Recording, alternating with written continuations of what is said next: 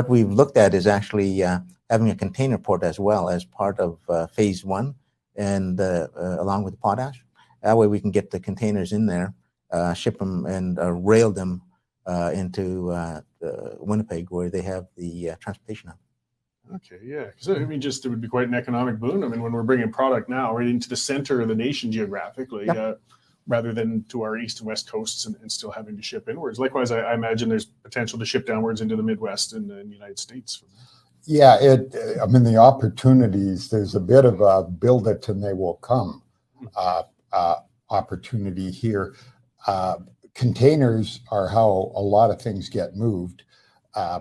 Centerport, which is a Winnipeg promoted phenomena that needs a deep water port, Tidewater port, and this could be a great marriage with it to service the middle of North America. Winnipeg's the geographical center of North America. And you mentioned deep water, so that is a good. It can sustain some larger ships and things such as that. Like I spent a few years working up in Inuvik, for example, in Tuktoyaktuk, their ports, but due to the nature of the delta and the ice, it's just not an appropriate area for heavy shipping. But. Sure, liken it to the Gulf Coast of the U.S.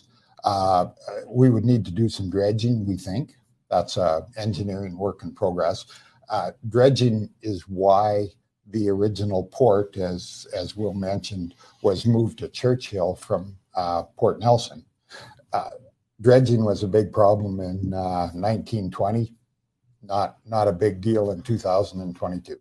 Yeah, so we've got better ability to dredge. Silt builds up, it causes issues. But are there environmental challenges then with that? I mean, looking at some of the areas where you could get pushback from some groups or people saying if you're disrupting things along the coast, is that, I imagine there's mitigation plans. Yeah, what we've done is actually get the two nations that are right on the coast involved, and they've been spearheading the whole environmental and social impact studies. Because it's their backyard, and they don't want to mess. Yeah, and they've taken the ball and